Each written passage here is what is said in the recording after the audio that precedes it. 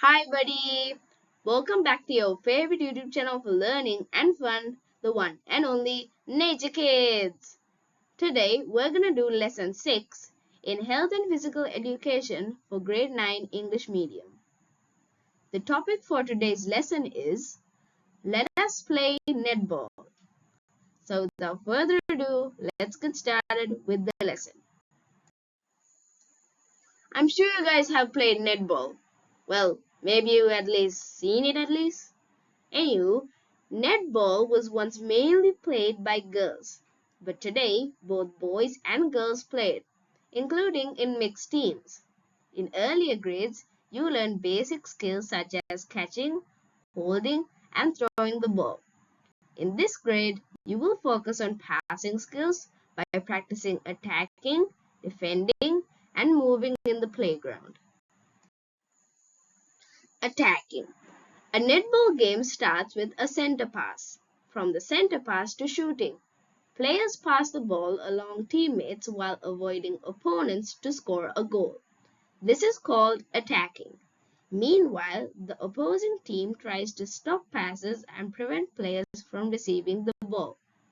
Therefore, players must practice attacking skills to pass the ball efficiently while avoiding defenders. Now, I just told you guys about defenders. Now you're probably wondering what defenders actually are. Well, they're actually people who defend the opposing team from trying to get the ball. Anywho, you'll get it much more understood or acknowledged into the brain cells, I guess, by reading what I've written on the screen. The aim of defending is to restrict and delay the opportunity for the players of the opposing team to get a goal by shooting the ball after it has been passed among the members of that team. Defending can be done as follows: defending the player, defending the ball, and defending the position. Now let's start with defending the player. Preventing the attacker from catching the ball is called as defending the player. This can be done in 4 methods: standing in front of the attacker, standing behind the attacker, standing beside the attacker, and standing opposite to the attacker. Next we have defending the ball. When defending the ball, the defender should identify the landed foot of the player who has received the ball and should prevent the ball from being thrown standing face to face with the ball 3 feet away from the landed foot of the player with the ball. The defender should obstruct throwing of the ball by the attacker by extending her hands according to the throwing direction. As the attacker is throwing the ball, the defender can jump up and catch the ball as it is released from the hand of the attacker. So technically, you just stand in front of the person who has the ball and just wave your arms around like crazy. Defending the position. This is actually your last resort. Well, technically, that's what the last resort of the player who's positioned right near the basket or hoop, which the opposing team has to throw their ball to win. You just have to do is block this guy from throwing any ball into the hoop. And I hope you get all of that into your brain after I say what's on the screen. After passing the ball to another player of the own team, the attacker moves to a free place. Preventing the attacking player from moving in this manner is called defending the position.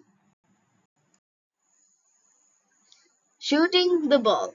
Well, if you win this position, if you screw this part up, you screw half of the points for your team up. So don't screw this part up because this is a very important part. The victory of a game of netball depends on the number of points a team scores. A point is scored for each correct shooting. Practice the shooting techniques following the steps given below. Place the ball on the palm of the dominant hand. Raise that hand above the head and stand with the feet shoulder wide apart or with one foot in front so that the body is positioned upright. Now, sometimes people get a little aggressive because they want to win. Think that you're in the nationals and you're about to win. You start to get, I don't know, kind of aggressive. I mean, who wouldn't? If you win this, you win everything. And then you go to the Olympics, if netball is in Olympics. Anywho, sometimes if you do this, you get a foul. And that is actually kind of bad for your team. So let's see what they are. Fouls committed when attacking, defending and shooting. Interrupting by keeping the foot so that it is less than 3 feet away from the landed foot of the player with the ball. Defending the ball by stretching the hand sideways. When defending and attacking, knocking against the opponents, pushing the opponent, causing the opponent to fall by entangling a foot, hitting the opponent and grabbing the ball. Falling on the opposite player, jumping onto the opposing player, putting the elbow across, pushing the opponent, possessing the ball or hitting the ball with the fist. Holding the opposing player with either accidentally or intentionally, placing the hand on the ball or shaking the netball post. So that's all for today, guys. Make sure to put a like and a comment and maybe even share it with your friends because that makes me really happy. Do not forget that.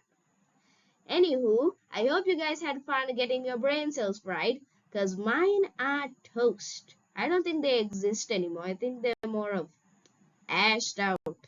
Anywho, since my brain cells are already gone, I guess there's nothing else for me to do. So it's your favorite YouTube channel, Nature Kids, signing off until the next video I do. So until then, have fun, live your life. So it's me. Bye bye.